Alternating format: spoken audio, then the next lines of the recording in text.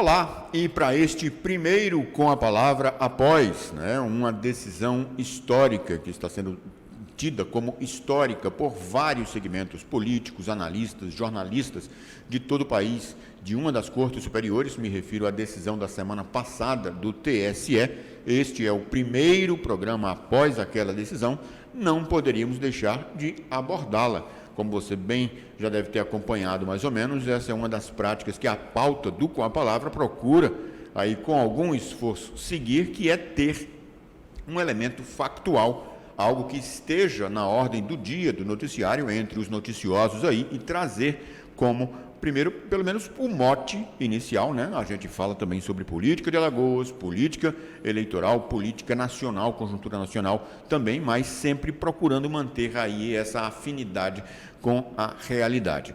E para isso convidamos e temos o prazer de ter aqui, aceitou o nosso convite muito gentilmente, uma liderança do PDT. Por quê? Já eu explico essa relação. Por isso, temos o imenso prazer de ter aqui como nosso entrevistado nesta edição do Com a Palavra, o advogado, já uma jovem liderança política, jovem, porém já consolidada liderança política em seu campo, que é o secretário especial de coordenação da Fundação Leonel Brizola Alberto Pasqualini, do diretório do PDT em Alagoas, advogado Geraldo Carvalho. Bem-vindo. Felipe, muito obrigado. É uma honra indescritível estar aqui ao seu lado hoje para conversar sobre a política do nosso Estado, sobre as questões importantes que felizmente têm ocorrido nos últimos momentos da política, e dizer para você que estar aqui com você é muita responsabilidade. Para você é uma pessoa que eu tenho muita admiração.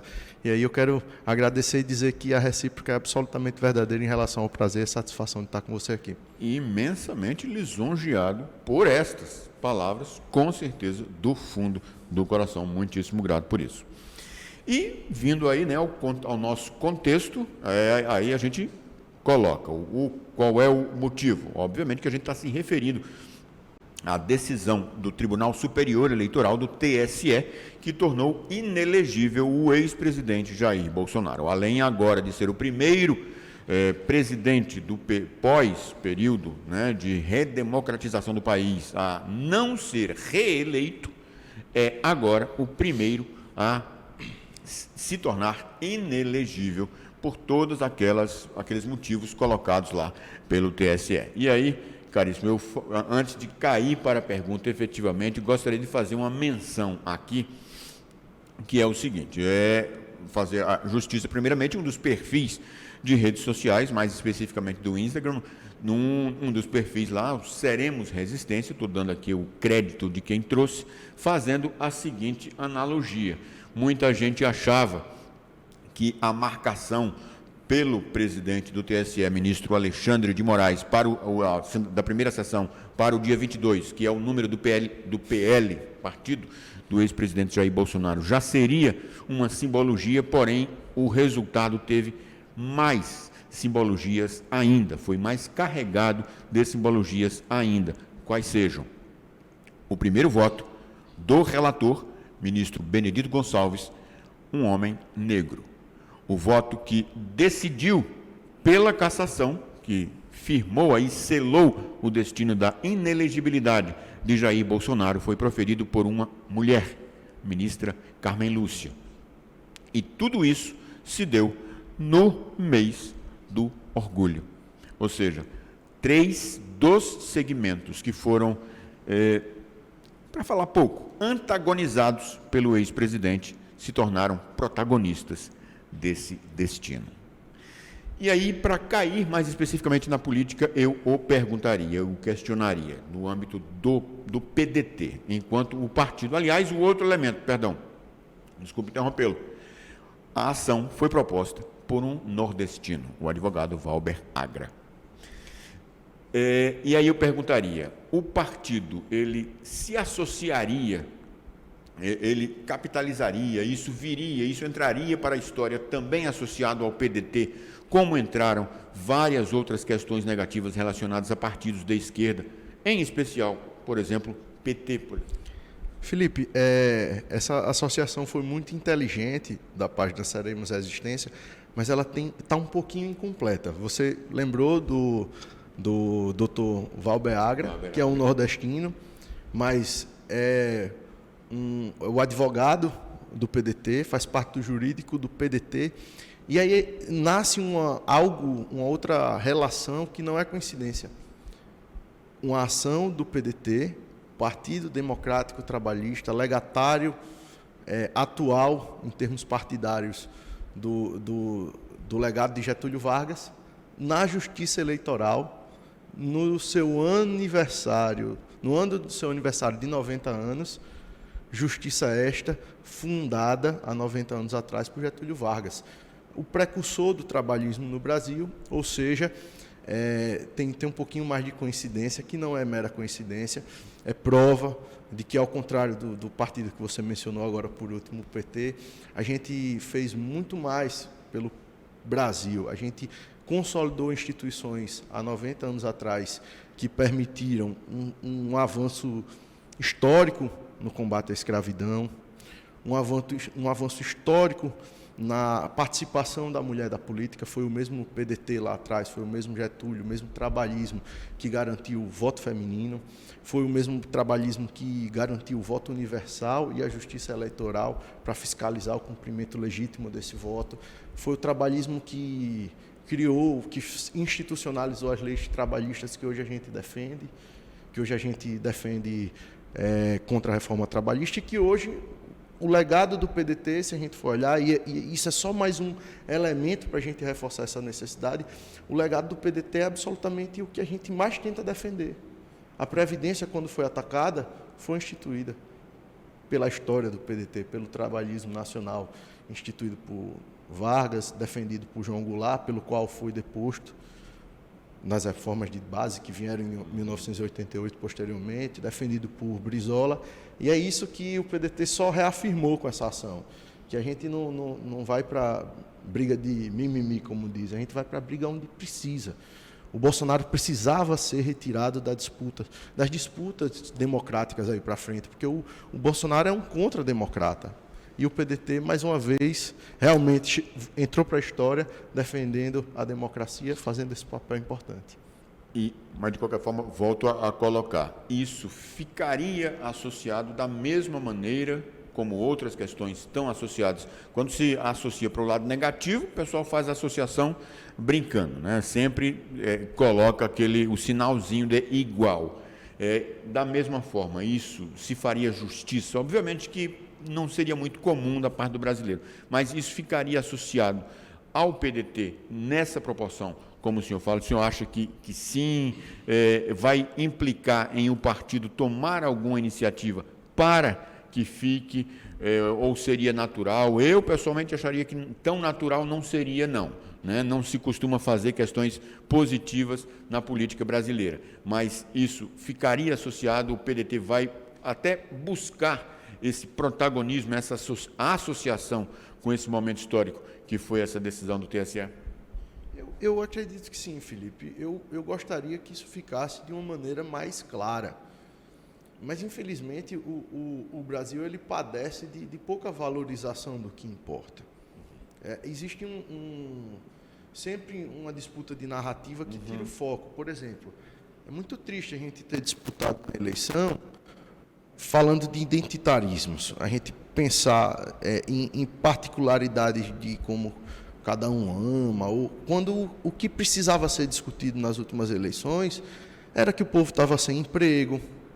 O que precisava ser discutido nas últimas eleições é que o povo não estava conseguindo pagar energia, comprar carne. Então, mas a política ela não gira em torno disso. Tem muita paixão que distorce o debate.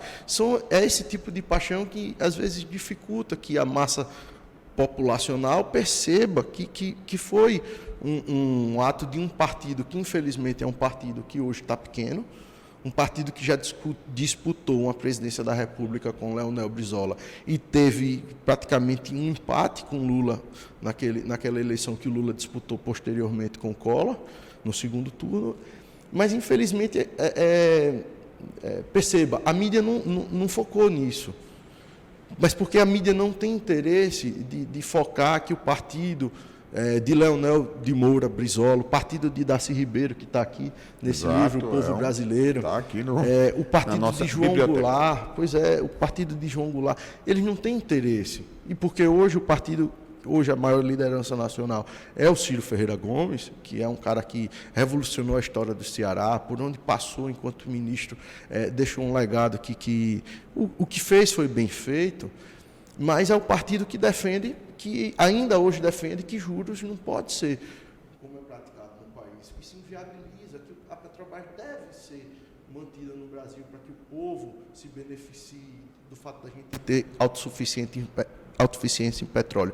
Então, a verdade é que a grande mídia não foca nesse partido porque o PDT precisa ser ouvido e, infelizmente, uma vitória dessa, ela nem a esquerda, e aí eu preciso dizer, nem a esquerda tem coragem de acreditar quem deve ser acreditado, que é o PDT. Porque tem medo.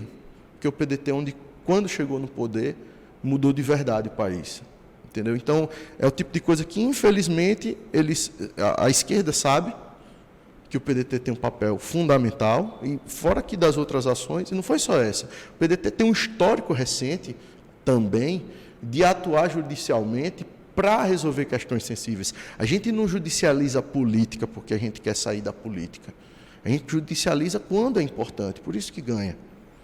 As ações mais proveitosas no âmbito judiciário, advindas de um partido político que está no rol constitucional de entrar com ação direta de inconstitucionalidade, a DPF, ação de descumprimento de preceito fundamental, as principais ações hoje da política nacional que são movidas por partidos políticos são ajuizadas pelo PDT. Para não dizer que não, a rede também age bem, maneja bem o judiciário, nesse sentido, mas o PDT, infelizmente, é a esquerda, e aí é uma crítica, essa esquerda hegemônica, ela não tem interesse em valorizar o PDT.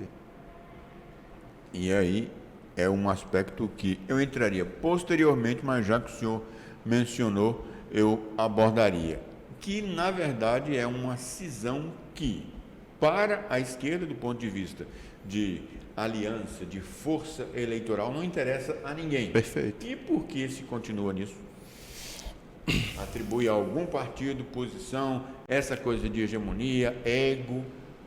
Certa vez, um grande amigo meu, irmão de um amigo meu, disse que o PT, especialmente o Lula, é que nem pé de mandacaru.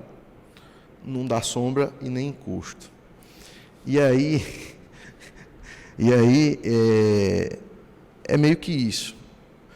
A esquerda latino-americana, ela cria o que a gente chama eu não vou dizer mártires, mas são os caudilhos, né? E aí ela cria lideranças que elas se sobrepõem às ideias. E aí, em nome dessas lideranças, se justifica apagar legados. O legado de Getúlio Vargas, que até hoje tudo que nós tentamos defender na esquerda é legado do trabalhismo brasileiro, até hoje ele é confrontado com um ataque à memória. Getúlio era fascista, porque como é que chama? Se inspirou em Mussolini. Não é verdade. A Carta da Lavoura era um dos elementos que estavam internacionalmente sendo discutido quando Getúlio promoveu a CLT. Outra delas era a Rerum Novarum, que era a encíclica da Igreja Católica, que dizia que a gente precisava parar de explorar o trabalhador de uma maneira irracional, pouco civilizada, e muitas outras. Então, eles tentam macular a história do trabalhismo, porque, no fundo, é quem move as coisas para frente. E aí a esquerda tem disso. É por isso. A gente é rachado porque a gente não concorda com um governo que se diz de esquerda, em que quem mais ganha nesse governo é banco.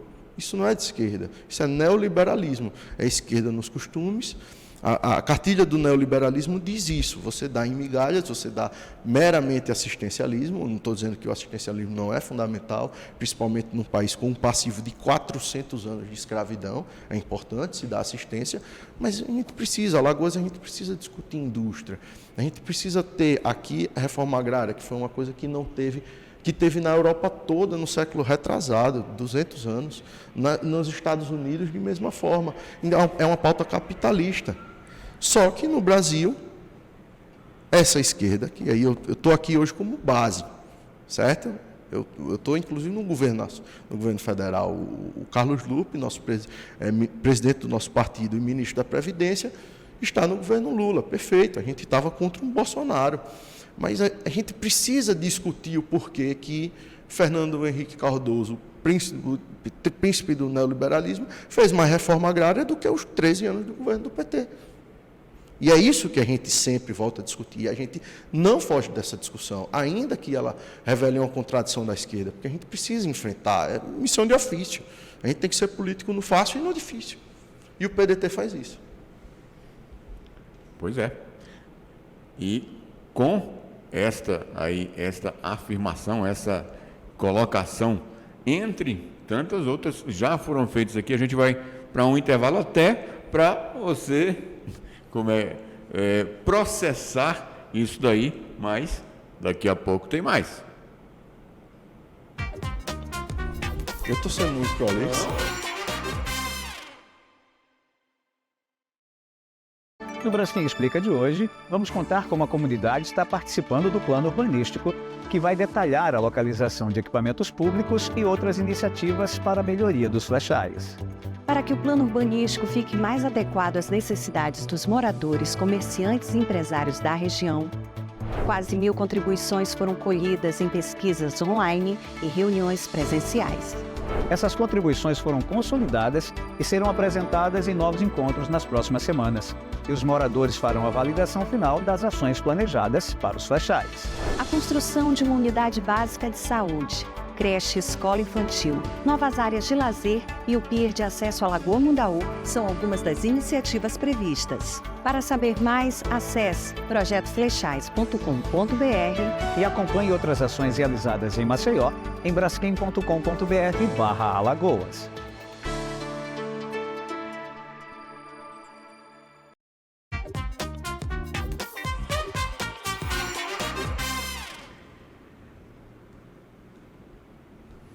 E a gente volta com este segundo bloco aqui do Com a Palavra. Primeiro, repercutindo aí essa decisão, né? Decisão, como a gente falou, este é o primeiro programa após a decisão do TSE que tornou inelegível o ex-presidente Jair Bolsonaro até 2030, e a gente tem um representante a quem mais uma vez agradece a gentileza de ter atendido o nosso convite, secretário de coordenação da Fundação Leonel Brizola, Alberto Pasqualini, do PDT, aqui em Alagoas. E agora a gente passa para um âmbito mais local, digamos assim, como é mais ou menos a praxe aqui do programa, factual primeiro, segundo o âmbito da conjuntura regional, local, estadual aqui e municipal, obviamente. Ano que vem teremos as eleições municipais. O PDT terá quadros. Semana passada, a um entrevistado, eu questionei se a esquerda teria, se o campo progressista teria.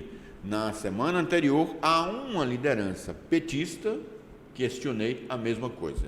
O primeiro disse que sim, terá, e até já se aventa algum dos nomes. O entrevistado da semana passada foi praticamente taxativo. Não terá, ou se tiver, não vai fazer frente ao que terá a figura do prefeito JHC, que com toda a conjuntura de expressão, de exposição, aí estaria virtualmente eleito. Qual é a posição do senhor enquanto integrante? Terá nomes, e enquanto integrante de partido. Felipe, eu acredito que essa posição cética do colega, do companheiro da esquerda, que disse que não terá frente ao prefeito JHC, é uma meia-verdade, é uma verdade possível. A gente analisando política é filme, né? A gente vai olhar o filme, não dá para a gente dizer o retrato. Agora a gente precisa olhar a política como um filme e tentar olhar como um jogo. Não importa só a chegada, tem que ver o caminho. E se realmente o caminho continuar discutindo um candidato de esquerda por ser de esquerda, aí o PT vai botar um candidato, e aí não tem candidato do PT que possa fazer frente ao JHC. Talvez o MDB bote um candidato, e aí eu acredito que pelo contexto não tem candidato do MDB, apesar de ter deputado estadual eleito com uma votação expressivíssima, a exemplo do mais votado, Alexandre, um advogado que teve uma votação expressiva, mas não acredito que faça frente aqui ao JHC. De igual forma, eles têm deputado federal, o Rafael, também acredito que não faça frente. Eu acho que a esquerda pode fazer frente ao JHC desde que a gente resolva aquela questão lá atrás. Que a esquerda tente botar uma chapa de verdade, não botar chapa por botar. Não que o PT queira colocar um candidato porque o nome do presidente do PT, o Ricardo Barbosa, quer ser candidato, ou porque quer que o PT tenha um candidato na federação. A esquerda tem um candidato para enfrentar o JHC, a única pessoa no estado de Alagoas que pode confrontar JHC com chance, com histórico, com capacidade, com experiência, que pode botar o garotão instagramável no bolso, é o Ronaldo Lessa. Então, não tem outro. Foi o cara que definiu a eleição de governador. Acho que a gente tem que ter um consenso razoável, é o cara que resolvia o passivo eleitoral que o Paulo Dantas tinha aqui na capital. Foi o cara que elegeu o JHC.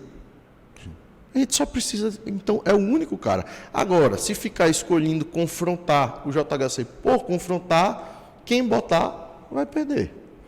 Então, eu acho que tem que escolher confrontar o JHC em torno de uma unidade, em torno de derrubar o único candidato a majoritário que teve coragem de assumir o Bolsonaro, que devia estar com vergonha hoje de ter assumido, ter tido a coragem, que devia ter vergonha, pô. Até o Gustavo Lima reconheceu que ela é mentiroso. Então, assim, eu acho que isso que devia ter reconhecido, não soube reconhecer o Ronaldo. Não estou falando isso por revanchismo, não. Agora, eu acho que o Ronaldo tem muito a contribuir com a Prefeitura de Maceió. A experiência que ele tem, ninguém tem. A capacidade executiva, o compromisso dele com a democracia, o compromisso dele com a democratização de direitos. Não é democracia no aspecto de votar, é democratização de acessos. Ronaldo fez a democratização do acesso ao serviço público. Ronaldo fez a democratização do acesso à assistência social. Ronaldo fez a democratização do acesso às crianças viverem. Ronaldo revolucionou, foi premiado pela ONU por combate à mortalidade infantil. Isso é democratizar o direito à vida para a infância, num Estado que tem um histórico de abandono. E eu acho que ele é quem pode fazer esse confrontamento. Quando, na sua opinião, no seu timing, seria o momento de se colocar isso daí, ou está sendo colocado, ou o senhor está nos dando aqui o prestígio de colocar esse nome, lançar o vice-governador, ex-vice-prefeito, ex-governador do estado de Alagoas, Ronaldo Augusto Lessa Santos, como futuro candidato a prefeito de Maceió? Eu queria ter esse poder, Felipe. Eu queria ter esse poder de lançar. Eu tenho muita admiração pelo Ronaldo, muita. Na verdade, o Ronaldo, digo a ele, Ronaldo, a gente de vez em quando arenga. Mas eu digo, de qualquer maneira, eu voto em você até para presidente. Então, assim, o Ronaldo é uma pessoa que me motiva, é uma referência para mim na política. Ele é um engenheiro, da minha profissão, mas é uma referência para mim na política. E eu queria ter esse poder de dizer, o problema é que tem muita coisa em jogo, né? Então, assim, hoje ele é vice-governador, o MDB está querendo ter um candidato próprio, não sei a que ponto apoiaria o PDT, um partido pequeno, um partido que luta para ter A gente teve uma perda importante de deputados federais, e isso interfere no orçamento do partido. Eu fiz uma eleição muito difícil em termos econômicos e a perspectiva da continuidade da disputa do PDT é difícil, eleitoralmente, principalmente economicamente falando, mas eu acho que a gente está precisando de existir formar um novo consenso para combater isso. A gente precisa ter a consciência que o JHC é um mal a se combater, não por personalismo, não porque ele é bonito e a gente quer um feio lá, não é porque é o outro bonito. A gente quer uma pessoa que faça política para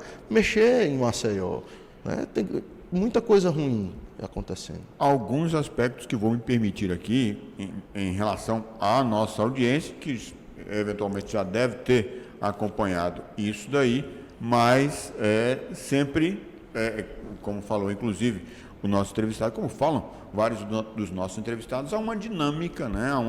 Há ciclos, e é por isso que a gente sempre, e não há obstáculo nenhum, não há óbice nenhum, pelo menos da minha parte, de recolocar questões que já foram colocadas. Primeiramente, quando esteve aqui como nosso entrevistado o atual vice-governador, então ainda entrando na aliança com o então candidato, o governador tampão, Paulo Dantas, Ronaldo Lessa, eu indaguei sobre essa questão de renovação de quadros, justamente pela experiência que ele já tem, na experiência, o nome consolidado e tudo mais, que, por outro lado, pode ser visto como uma necessidade de renovação, e um dos nomes que ele mencionou foi o do senhor. Nesse contexto, onde entraria Geraldo Carvalho? Primeiramente, pela opção pessoal. Vai ser o nome a ser colocado nas eleições do ano que vem. Ponto. E para que ou não? Eu, quando eu disputei a eleição para deputado federal, eu estava decidido a entrar numa etapa de construção de uma candidatura a vereador em 2024. Eu não sou filho de bacana, não tenho sobrenome de gente importante, sou um filho da classe média que teve um acesso privilegiado à educação. E aí eu me constituí profissionalmente, mas não tenho reservas, não tenho fundos, e fui para uma eleição achando que eu devia começar a correr antes para disputar em 2024. Era muito difícil me eleger deputado federal, precisando de 150 mil votos numa chapa que era... A gente viu a chapa do PDT, eu fui o segundo mais votado com 2.300 votos. E assim, mas foi positivo porque eu tive 1.200 na capital, em Maceió.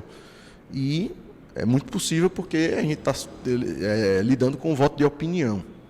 Eu sou advogado, tenho um acesso, uma base eleitoral, tanto na advocacia quanto na comunidade. Eu defendo o trabalhador, não é de agora.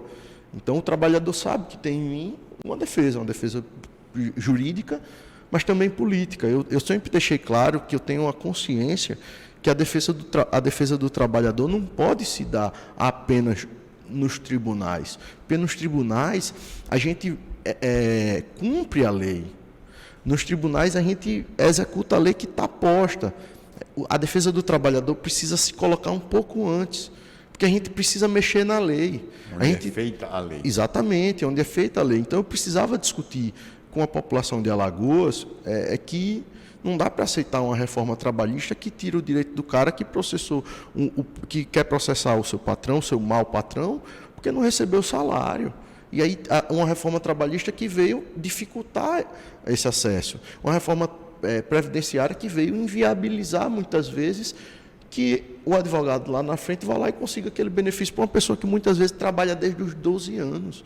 Só não tem carteira assinada, mas trabalha desde os 12 anos, porque o Estado brasileiro, e o alagoano de igual forma, e o município de Maceió de igual forma, nega. Olhe só, o cidadão brasileiro ele tem negado médio. Estou dizendo aqueles que têm uma oportunidade diferenciada. O cidadão médio ele tem negado do pré-natal ao enterro. Do pré-natal ao enterro. Não tem pré-natal, às vezes nasce com uma doença, aí depois não tem educação, aí depois não tem emprego quando fica com 18 anos. O Estado só chega para essa camada da população na hora do cacete, me perdoe, na hora de botar a polícia, na hora do cara que por algum motivo falhou. E aí o Estado não falta não, da polícia chegar. Na hora de pegar um miojo, furtar um miojo. Exatamente, na hora de furtar um miojo no supermercado. Então, eu como advogado, eu tenho a consciência que a gente precisa trabalhar também nessas leis. Mas aí eu disputei uma eleição muito difícil, com com pouca possibilidade de disputar com a política em Alagoas, que simplesmente é a política da compra de voto, em todas as bases. Eu não tinha como... Às vezes eu tinha uma comunidade que eu trabalhava há 4, 5, 6 anos, atendia, e a gente conseguiu mudar muitas vidas na conquista de direitos, mas quando eu ia conversar, quando eu cheguei como candidato para conversar, o cara dizia: rapaz, eu nem posso, doutor, porque a gente está... O líder comunitário já acertou e já está com não sei quem, e se não tiver aqueles votos aqui, eu vou fazer o quê? Eu não tenho para oferecer o que o cara ofereceu, e se tivesse, não ofereceria. Então, é uma disputa muito desleal, inclusive quando você vai disputar o voto de opinião. E aí, eu não tenho reservas, eu preciso voltar a tomar de conta do meu escritório, tomar de conta dos meus clientes, porque é uma luta que eu consigo continuar. Eu digo que é o campo de luta que depende mais de mim. E aí foi em nome disso que eu decidi que eu ia pular essa eleição, essa de 2024, e aí isso daqui eu tenho a possibilidade de cravar. Queria eu cravar o Ronaldo candidato a prefeito, mas não posso. Agora, no meu caso, eu posso cravar. Nessa eleição, provavelmente, eu não sou candidato a vereador. Gostaria. Acho que o caminho que a gente fez na eleição de 2022 agora foi um caminho muito bom. A gente teve uma votação muito expressiva em Maceió. A mensagem conseguiu ser entendida, apesar de pouca grana, apesar de poucos recursos e apesar de pouca gente. Foi uma coisa muito próxima, de amigos. A gente não contratou gente para a campanha, a gente teve amigos fazendo, amigos e amigas, companheiros e companheiras, gente que veio até de Brasília, gente que mobilizou para ir atrás de fazer essa eleição, que nos trouxe 2.300 votos, mas eu acho que é mais improdutivo continuar para disputar essa, porque eu acho que quando a gente realmente vai chegar em algum momento, a gente precisa saber a hora de ir e saber a hora de não ir. E eu acho que essa eu preciso pular. Está aí, com essa revelação, que nos deixa até um pouco tristes também, a gente vai para mais um intervalo, já retorna.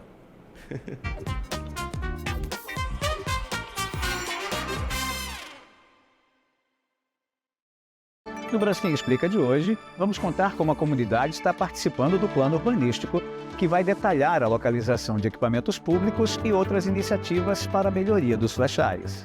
Para que o plano urbanístico fique mais adequado às necessidades dos moradores, comerciantes e empresários da região, quase 1.000 contribuições foram colhidas em pesquisas online e reuniões presenciais. Essas contribuições foram consolidadas e serão apresentadas em novos encontros nas próximas semanas. E os moradores farão a validação final das ações planejadas para os flechais. A construção de uma unidade básica de saúde, creche, escola infantil, novas áreas de lazer e o pier de acesso à Lagoa Mundaú são algumas das iniciativas previstas. Para saber mais, acesse projetoflechais.com.br e acompanhe outras ações realizadas em Maceió em braskem.com.br/Alagoas.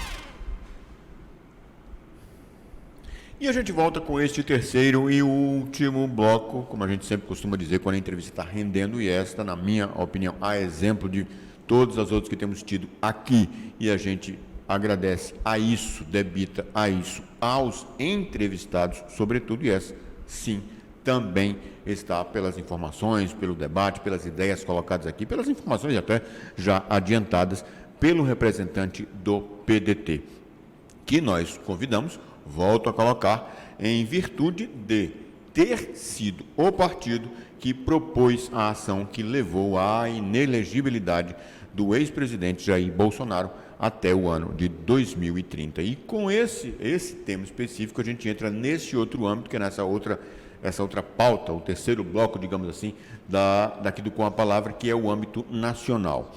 O que o senhor veria de reflexos dessa inelegibilidade agora? Um reflexo até político mesmo. Como já se chegou a colocar, houve muitos estragos, né? Houve até uma mudança do ponto de vista de raciocínio do brasileiro, trazidos por isso, seja lá o nome que se queira dar, eu não vou utilizar adjetivos por respeito até a você, por isso que é o bolsonarismo. Essa medida traria algum reflexo positivo ou seria apenas eleitoral e poderia ser facilmente contornado pela extrema-direita? Felipe, eu acho que é muito positivo. Eu não sou dos companheiros, alguns que acreditam que é ruim a inelegibilidade do Bolsonaro porque vai fortalecer alguma outra pessoa da extrema-direita. Eu acredito que crime tem que ser punido, comprovado, respeitado, contraditório, punido. Crime eleitoral, a punição é a inelegibilidade. E a gente tem que lembrar que não foi só esse que resultou nessa condenação. Ele ainda tem 15 processos eleitorais para serem apreciados. Os mais eficazes são ações do PDT, mas tem ação do PT, tem ação do PV, tem ações diversas. Ele está implicado também em outros tantos processos de crimes comuns. Então, o andamento da justiça eleitoral e da justiça criminal é fundamental, ainda que isso resulte em outras candidaturas da direita ou da extrema-direita. Eu só acho que quanto mais essas punições são aplicadas, menos extremo na direita vai dar certo.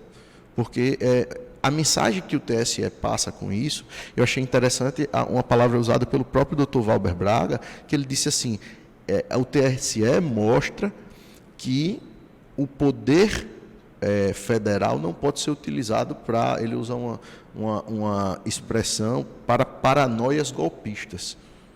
E a mensagem do TSE é assim, você pode ser de direita, mas tu não vem dar uma de doido aqui não, a gente não vai aceitar mais. Mas eu acho que isso é só o começo. A inelegibilidade que o TSE imputou ao Bolsonaro significa dizer que da forma que foi, em 2030 ele pode ser candidato. Então ele só vai pular 26 e 28. Em 30 ele já pode ser candidato. A conta é essa. Então é muito pouco. Então, se Deus quiser, e Ele há de querer, haverá mais punições eleitorais ao ponto de ampliar essa indisponibilidade, não por nada, porque como virá depois, ainda que seja só 8 anos, engloba de 30, engloba de 32, necessário. Mas eu queria muito que lá nem se falasse em inelegibilidade. Lá a gente precisa falar do Bolsonaro preso. E preferencialmente esquecido. Preferencialmente esquecido, que é o lugar dele.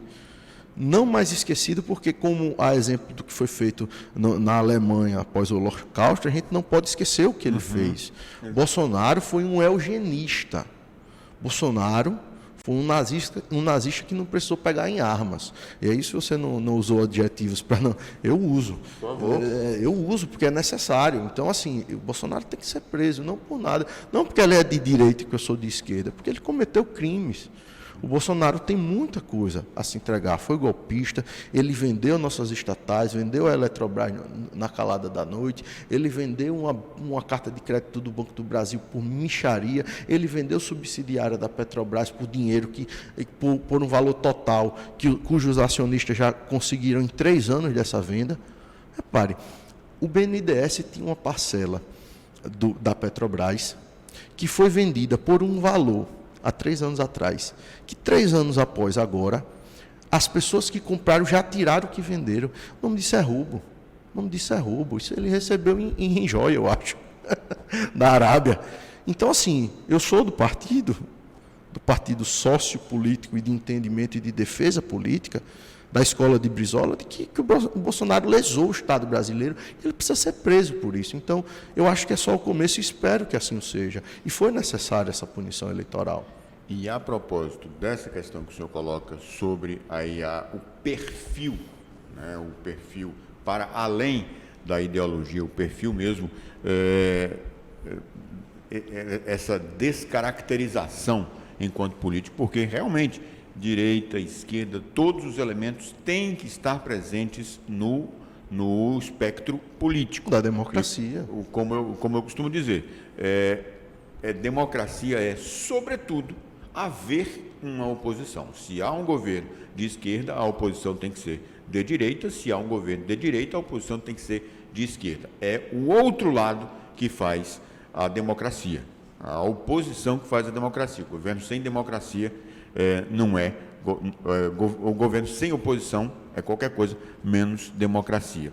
E a propósito disso, na última semana também, logo após o julgamento, o presidente do TSE, ministro Alexandre de Moraes, colocou um aspecto que é o seguinte: é essa ascensão desse discurso, dessa prática, de tudo isso, de todo esse bojo que representa o bolsonarismo. O nosso colega, o Derek Gustavo, apresentador do Jornal da Casa, Jornal do Acta, coloca que saíram do esgoto, muitas outras pessoas colocam que criaram asas, todas essas expressões para citar essa ascensão que a extrema-direita e, entre outras coisas, para resumir tudo, o discurso de ódio teve no âmbito do bolsonarismo. O neofascismo, o aparecimento das células neonazistas, segundo um estudo de uma pesquisadora, que passaram de 72 para 1.115 em 2 anos durante o escravismo. O escravismo que recentemente foi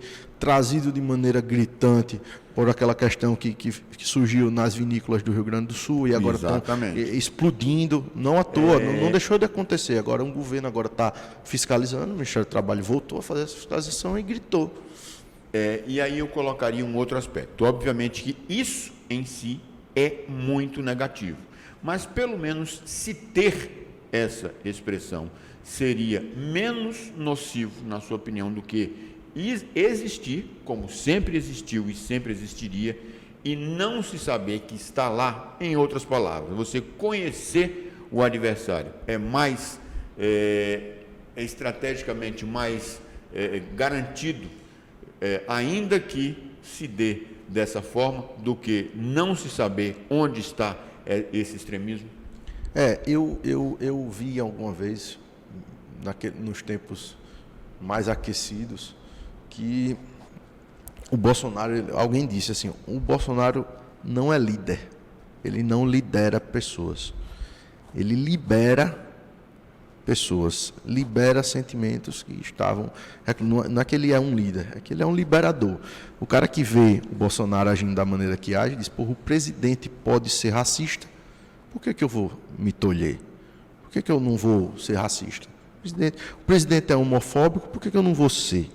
Então ele lidera aqueles 20% mais escroto que a gente tem no país, infelizmente. Ele não é um líder, mas ele libera esse sentimento, ele libera isso que a gente tem que lembrar, que a gente vive num país em que 400 anos foi só de escravidão, e que é militar, teve golpe, tem um histórico de golpismos reiterados. O primeiro golpe foi na proclamação da República. Então, o Brasil é o país do muda tudo para não mudar nada.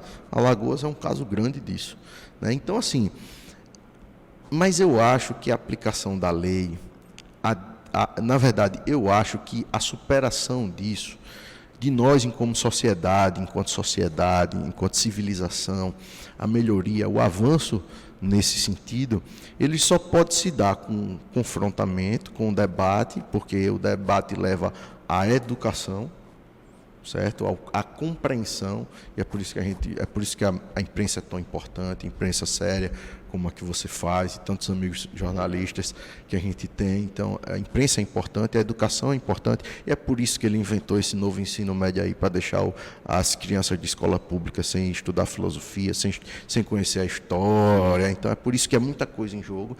Então, é importante punir, é importante debater. Porque, como você disse, não existe democracia sem oposição. Então, se o objetivo razoável é um governo social, e aí a gente entende que isso hoje está sendo defendido pela esquerda, até porque a gente tem um déficit social muito grande, que precisa ser recuperado, como eu disse. Então, só que a gente precisa botar as regras da democracia para esse povo jogar dentro das regras. Como é que a gente vai botar esse povo para jogar dentro das regras? Demonstrando que uma direita radical, na democracia razoável, só vai levar pau. É pau na justiça, é pau na urna. Então, não tem problema. Vamos disputar. Não tem problema de suportar argumento com a direita. Eu estou preparado para qualquer debate com a esquerda, com a direita. Eu não estou preparado para brigar. Não estou preparado para um tiroteio, para um duelo de bala. Agora, da ideia, eu tenho que estar preparado. Até porque, com a massa de trabalhador, o argumento deles é raso. Porque o argumento deles vai se preocupar com como as pessoas amam. O meu argumento vai se preocupar com como as pessoas comem. E se você tem o direito de comer e de trabalhar, o de amar numa democracia é secundário. Claro que a gente precisa tratar disso. A gente vive num país que o histórico de direitos, da personalidade de direitos civis é ruim. Percebe? Em 2015 foi que a doméstica teve direitos trabalhistas. Em 2008, 2000 e pouco, que o judiciário assegurou o casamento homoafetivo. Isso tem consequências diversas, tem consequências patrimoniais em termos de herança, tem consequências de um casal LGBT ter direito a uma pensão por morte, ter direito a herdar. Então, são questões civis. Mas, antes disso, o povo está sem trabalhar, sem comer, está entendendo? E é na democracia que essas coisas são discutidas. Então, a gente tem que debater com a direita. Agora, as regras do jogo e as instituições precisam dizer que a direita tem que ter o limite da civilidade. E foi isso que a gente perdeu muito com o Bolsonaro. O Bolsonaro deixou a gente incivilizado. A coisa... À beira da barbárie. À beira da barbárie. E à beira, sim, né? E a gente, já caindo. E a gente caiu, se segurou, pendurou, aí seguraram a gente. Aquele golpe, a gente foi segurado na beira do abismo. É porque os caras são incompetentes. Porque os caras são, sobretudo, e graças a Deus, burros.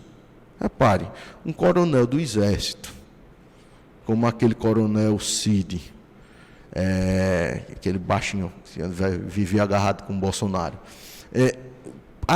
ajudante de ordens, o cara que ajuda a cumprir as ordens do presidente. Você pega com o celular todinho, tramando acabar com a democracia do país, e aí corrobora uma prova que o ministro da Justiça do Bolsonaro, Anderson Torres, tinha o mesmo plano que foi pego na casa dele. E aí corrobora com todo um histórico de golpismo, um histórico do presidente estimulando o povo a dar golpe, estimulando o povo a ficar no exército. Aquele outro ministro do Braga Neto e aquele outro ministro do GSI dizendo, não, esperem, tenham calma, depois de já ter perdido a eleição, não vamos esmorecer, o capitão vai dar uma solução. Minha gente, estavam tramando para o país. E a justiça precisa, sim, mostrar que a direita é democrática. Pode ter. É um Tarcísio? Venha, vamos para a disputa. A gente confrontou muita gente da direita, da redemocratização para cá, e ganhamos. Vamos manter dentro da disputa. Agora, para a incivilidade, não. Para a incivilidade, um país que é civilizado não aceita nem que você dispute. Porque não é direito de qualquer cidadão defender golpe. Não é direito de nenhum cidadão defender nazismo. Não é direito de nenhum cidadão ser homofóbico. Ele pode ter a consciência dele, mas externar e praticar a violência nesse sentido, estimular a violência nesse sentido, não. Não é direito de nenhum cidadão ou cidadã ser racista. Não. A gente tem que avançar, a gente tem que trabalhar para que as instituições sejam menos racistas, para que as instituições sejam menos homofóbicas, porque isso inclui. É uma parcela importante da população. E a gente precisa aprender, ou melhor, reaprender a viver em paz. É isso que a gente quer.